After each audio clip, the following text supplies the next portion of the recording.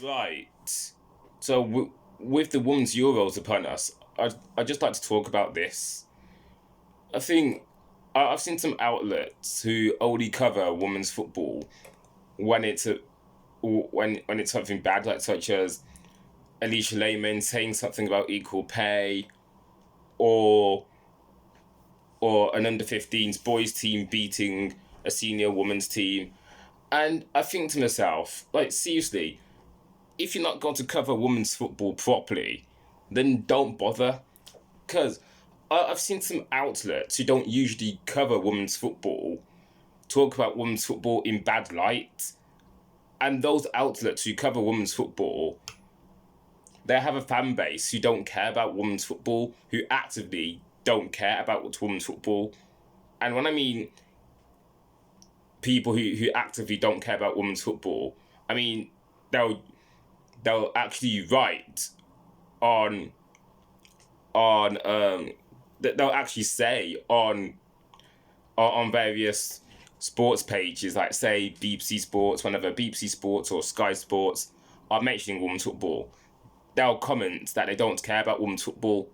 Those are the types of people certain outlets cater for, and I'm not going to mention them by name, although you know which outlets I'm talking about. Yeah. So I just want to say this, like, cover women's football properly, like cover women's football in good light, because that's where women's football is going.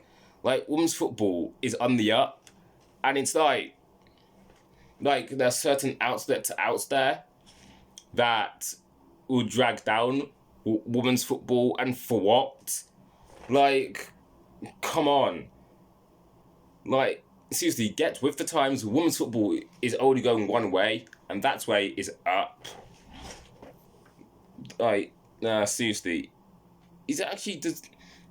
It's weird, because I don't understand why some outlets would put women's football in a bad light. And one of the things I've seen on social media lately is that the Switzerland women's team got beat by an under 15 boys team. Like, okay, first of all, that wasn't a proper game.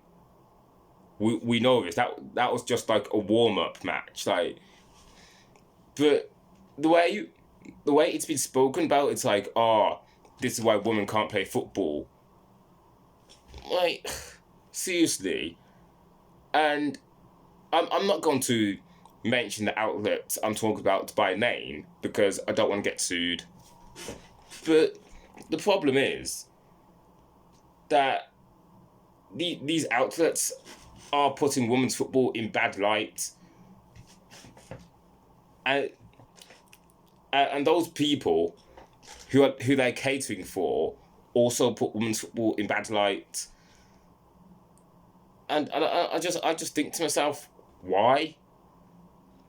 But anyway, the crux of this video, it's really simple. Like, if you're not gonna cover women's football properly, like,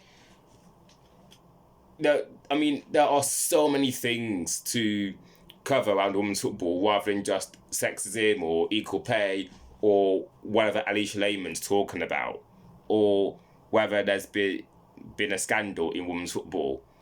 Yeah, there's so much more to cover a women's football than just those.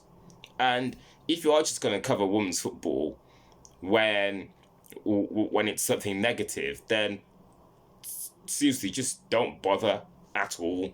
Because we all know you cater to an audience who actively don't like women's football. So, yeah. I hope I made a lot of sense on that. Like, look, I'd like to know what you think. Should certain outlets really cover women's football when I don't do it properly? And to end this video, yeah, women's Euros.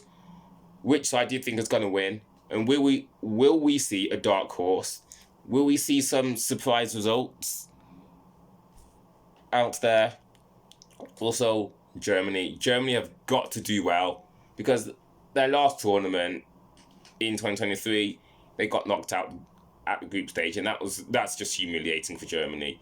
Like, I've grown up watching Germany basically being the cream of the crop, but they have been doing well of recent. So, yeah, I'd like to know your thoughts on this summer's Women's Euros.